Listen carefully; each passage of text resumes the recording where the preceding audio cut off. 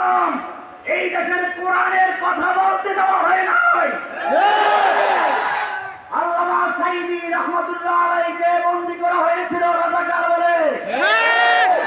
জসিমউদ্দিন রহমানীকে বন্দী করা হলো। শাইখুল হাদিসের পুত্র শাইখুল হাদিস মামুনুল হক সাহেব, আল্লামা গুলবি সাহেব, আলী হাসান ওসামা, রবিউল ইসলাম মাদানী, জুনায়েদ আল হাবিব, সাখাওয়াত হোসেন রাজি, মনির হোসেন কাসেমি, মুস্তাকুন নবী, আরো কত লোকের নাম বলবো। হাজার হাজার ওলামায়ে কেরামদের কণ্ঠরোধ করে কারারুদ্ধ করেছিল আল্লাহ তাআলা, তাকেও কারা তার কণ্ঠরুদ্ধ করে সেই ভাষণ দেওয়ার সুযোগ দেন নাই। শুধু তাই নয়, রান্না করা খাবারও খেয়ে যেতে পারে না।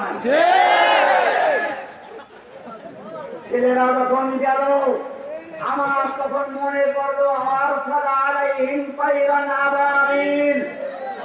আল্লাহ তাআলা আব্রাহাকে ধ্বংস করার জন্য যেভাবে আবাবিল পাখি পাঠিয়েছিল, তেমনি ভাবে স্কুলের থেকে, কলেজ থেকে, মাদ্রাসা থেকে, চতুর্দিক থেকে আবাবিলের ছাপ চলে গেছে সেই হাসিনার রাস্তাঘাটের দিকে। দিয়ে যখন তাকে পায় নাই, রাগে ক্ষোভে ও রাস্তা দ্বারা মুরগি রান চালিয়েছে, ওকে বড় হাসি চালিয়েছে। উনি আবার বলতেছেন চট করে নাকি চলে আসবে। চট করে নয়, সালাদ চট গায়ে দিয়ে, চট গায়ে দিয়ে তারপরে আসুন, তারপরে টিকটক খাবেন ইনশাআল্লাহ। তৌহিদি জনতা, আপনাদেরকে মনে রাখতে হবে, এই যে বিজয়, এটা ক্ষণস্থায়ী বিজয়। এখনো ইসলামের বিজয় হয় নাই, চক্রান্ত শেষ হয় নাই। আমাদেরকে ঐক্যবদ্ধ হয়ে মাঠে থাকতে হবে। আপনারা দেখেছেন এখনো কোন ব্যক্তি ফরিদউদ্দিন মাসউদের পক্ষ নিচ্ছে, আবার কোন ব্যক্তি বাইতুল মুকাররমের মসজিদ দখল করার চেষ্টা করছে।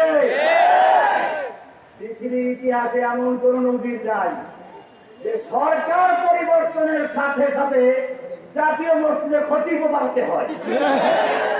কিন্তু এমন দুর্ভাগ্য জাতির, এই জাতির জাতীয় মসজিদের খতিবকে শেখ হাসিনার মতো নাস্তিকদের পা চাটা গোলামি করে তাকে বাড়াতে হয়েছে।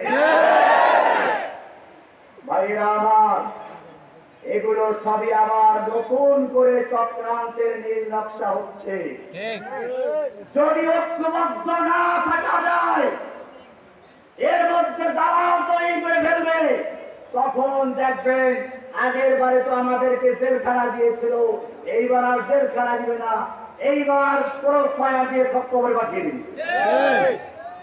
আজকে আমরা ভয় পাবো না। কোরআন বলছে আম হাসিবতুম আন তাদখুলুল জান্নাহ ওয়ালাম্মা ইয়াতিকুম মাসালুল্লাযীনা খালাউ মিন ক্বাবলিকুম মাসসাতহুমুল বাসাউ ওয়াদ-দাররাউ ওয়া যুলজিলু